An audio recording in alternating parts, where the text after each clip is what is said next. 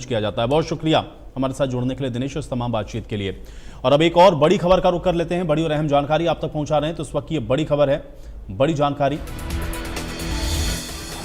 JJP और इनेलो की दूसरी लिस्ट का इंतजार हो रहा है। ये बड़ी खबर है। कभी भी आपको बता दें कि जेजेपी और इनेलो दोनों अपनी लिस्ट जारी कर सकती हैं।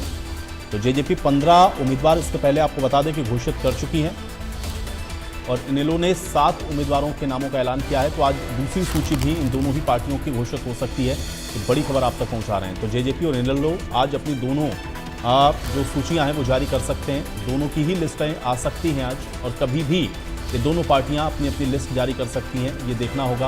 हालांकि जननायक जनता पार्टी 15 उम्मीदवारों के नामों का पहले ऐलान कर चुकी है। इंडियन नेशनल लोक दल 7 उम्मीदवारों को मैदान में उतार चुकी है और अब इंतजार ये हो रहा है कि जो दूसरी लिस्ट है कि आज वो जारी होती है। तो जेजेपी और इनेलो दोनों ही पार्टियों की दूसरी लिस्ट का इंतजार हो रहा है। ये बड़ी खबर आप तक पहुंचा रहे हैं। तो इस वक्त ये बड़ी खबर है। जेजेपी और इनेलो दोनों ही पार्टियां आप देख रहे हैं कि गठबंधन के साथ हैं। इंडियन नेशनल लोक दल बहुजन समाज पार्टी के साथ और जननायक जनता पार्टी ने आज़ाद समाज पार्टी के साथ गठबंधन किया हुआ है। और दोनों ही पार्टियां गठबंधन में इस बार 90 विधानसभा सीटों में चुनाव लड़ने के लिए जा रही हैं। तब इंतजार हो रहा है कि पहली सूची के बाद जो दूसरी सूची है वो दोनों पार्टियां कब जारी करती हैं। ये बड़ी खबर है। जेजेपी हालांकि 15 उम्मीदवारों के नामों का पहले ही ऐलान कर चुकी है।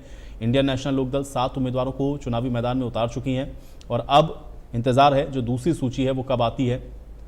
तो जेजेपी और इनेलो की दूसरी लिस्ट का इंतजार किया जा रहा है। ये बड़ी खबर आप तक पहुंचा रहे हैं और ये सूची कभी भी जारी हो सकती है। तो अब चूंकि नामांकन का जो दौर है वो भी शुरू हो चुका है, इसलिए पार्टी अब जल्द से जल्द अपने उम्मीदवारों के नामों का ऐलान करेंगे। तो जेजेपी और इनेलो की भी जो सूची है आज दूसरी जारी हो सकती है। साहिल रुखाया हमारे साथ जुड़ रहे हैं जानकारी के साथ। साहिल, जेजेपी और इनेलो की आज दूसरी सूची आ सकती है, क्या जानकारी है इस खबर को लेकर?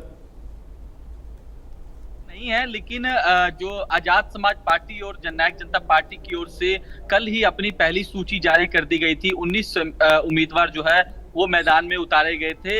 दुष्यंत सिंह चौटाला जो है वो उचाना विधानसभा से चुनाव लड़ रहे हैं और डब्बावाली से उनके भाई जो हैं वो दिग्विजय सिंह चौटाला, उन्हें उम्मीदवार जो है वो बनाया गया है। फिलहाल 19 कैंडिडेट की जो है सूची आ चुकी है, क्योंकि आजाद समाज पार्टी और जननायक जनता पार्टी आपस में हरियाणा में मिलकर चुनाव जो है वो लड़ रहे हैं। अगर इनेलो की बात की जाए तो इनेलो की भी 2 सूचियां जारी हो चुकी है और लगातार जिस तरीके से बीजेपी के अंदर जो नेता बागी हो रहे हैं उनसे भी संपर्क साधने की कोशिश जो है वो जननायक जनता पार्टी और इनेलो जो है वो लगातार कर रही है, ताकि उन्हें उम्मीदवार जो है वो मिल सके। तो लगातार मंथन चल रहा है, बैठकों का दौर जारी है।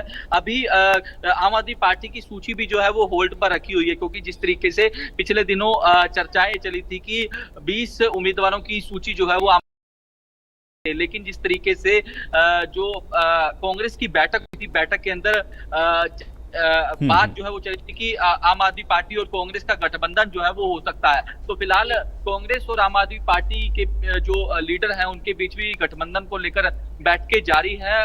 आम आदमी पार्टी की ओर से 10 सीटें जो है वो हरियाणा के अंदर मांगी गई है, लेकिन 5 सीटों को लेकर जिस तरीके से कांग्रेस जो है उन्हें देने के लिए तैयार है, लेकिन अभी तक कोई सहमति जो है इस पर नहीं बन पा रही। दोनों पार्टियों के नेताओं के बीच लगातार बैठकें जारी है। कल दीपक बावरिया और राघव चड्ढा जो आम आदमी पार्टी के नेता है उनके बीच बैठक हुई थी।